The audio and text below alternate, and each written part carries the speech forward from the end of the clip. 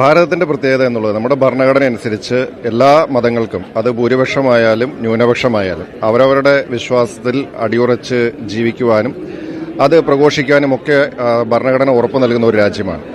ആ ഭരണഘടനാ മൂല്യങ്ങൾ സംരക്ഷിച്ച് മുന്നോട്ട് പോകാനായിട്ടുള്ള ഉത്തരവാദിത്വം എല്ലാ അധികാര സ്ഥാനങ്ങൾക്കുമുണ്ട്. അത് ഏത് മതവിഭാഗങ്ങളായാലും അവർക്ക് സ്വതന്ത്രമായും അതുപോലെ തന്നെ യാതൊരു ഭയപ്പാടും കൂടാതെ ജീവിക്കുവാനും പ്രവർത്തിക്കാനും ഒക്കെയുള്ള ഒരു സാഹചര്യം ഉണ്ടാവേണ്ടതായിട്ടുണ്ട്. അത് നമ്മുടെ ഭരണഘടന ഉറപ്പ് നൽകിയിട്ടുള്ളതാണ്. അത് സംരക്ഷിക്കപ്പെടുക തന്നെ ചെയ്യണം. ഒരു മതേതര രാജ്യമായ ഇന്ത്യയിൽ വഖഫ് നിയമം അത് മറ്റു മതങ്ങൾക്ക് മുകളിലുള്ള ഒരു കടന്നുകയറ്റമായിട്ട് തോന്നിയിട്ടുണ്ടോ? അത് ഓരോ മതങ്ങൾക്കും അവരുടേതായിട്ടുള്ള സംവിധാനങ്ങളും ഭരണഘടന അനുശാസിക്കുന്നതായിട്ടുള്ള അത് സൗകര്യങ്ങളും ഒക്കെയുണ്ട്. അത് ഒരു തരത്തിലും ഒരു മതവുമായി ബന്ധപ്പെട്ടിട്ടുള്ള ആചാരങ്ങളോ അല്ലെങ്കിൽ ഒരു മതത്തിന് ഉണ്ടായിരിക്കുന്ന സംവിധാനങ്ങളോ അത് മറ്റൊരു മതത്തിലേക്കുള്ള ഒരു കടന്നുകയറ്റമായിട്ട് നമ്മളാരും കാണുന്നില്ല. ഇതൊക്കെ ഞാൻ പറഞ്ഞില്ല, ഇതെല്ലാം സ്വതന്ത്രമായിട്ട് പ്രവർത്തിക്കാനും പരസ്പരം കോംപ്ലിമെന്റ് ചെയ്തു പോകേണ്ടതുമായിട്ടുള്ള അതാണ് നമ്മുടെ മതേതരത്വം എന്ന് പറയുന്നത്.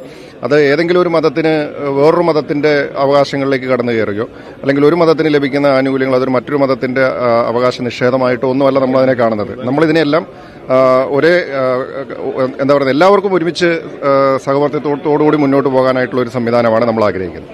പള്ളിക്കൂടങ്ങളിൽ നിസ്കരിക്കാൻ അവസരം വേണമെന്ന് ആവശ്യപ്പെട്ട് ഇപ്പോൾ 2 വിദ്യാഭ്യാസ സ്ഥാപനങ്ങളിൽ സംഘർഷം നടന്നതായിട്ട് ബന്ധപ്പെട്ട വാർത്തകൾ നമ്മൾ കണ്ടു. അപ്പം ഈ ഒരു നിയമം മതേതര രാജ്യമാണ്, ഓരോരുത്തർക്കും അവരുടേതായ അവകാശങ്ങളുണ്ടെന്ന് പറയുമ്പോൾ പോലും വഖഫ് നിയമപ്രകാരം 2013 ഭേദഗതി പ്രകാരം നിസ്കരിക്കുന്ന സ്ഥലം അത് അവിടെ നിന്ന് അവർ ഒഴിഞ്ഞു പോയാൽ പോലും വഖഫിൻ്റെതായി കണക്കാക്കപ്പെടുമെന്നുണ്ട്. അപ്പോൾ ഈ നിയമം തീർച്ചയായും ഭേദഗതി ചെയ്യപ്പെടേണ്ടതല്ലേ? അത് സ്കൂളുകളുമായി ബന്ധപ്പെട്ടിട്ട് ഉള്ളതാണെന്ന് ഞാൻ കരുതുന്നില്ല. അത് ഞാൻ പറഞ്ഞല്ലോ, സ്കൂളുകൾ വിദ്യാഭ്യാസ സ്ഥാപനങ്ങളാണ്. വിദ്യാഭ്യാസ സ്ഥാപനങ്ങളുടേതായിട്ടുള്ള നിയമങ്ങളുടെ അടിസ്ഥാനത്തിലാണ് പ്രവർത്തിക്കുന്നതും പ്രവർത്തിക്കേണ്ടതും. അത് മതപരമായിട്ടുള്ള മറ്റേന്തെങ്കിലും തരത്തിലുള്ള നിയമങ്ങളുടെ കീഴിലോ അല്ലെങ്കിൽ ചട്ടങ്ങളുടെ കീഴിലേക്കോ ആയിട്ട് കാണേണ്ടതായിട്ടില്ല എന്നുള്ളതാണ്.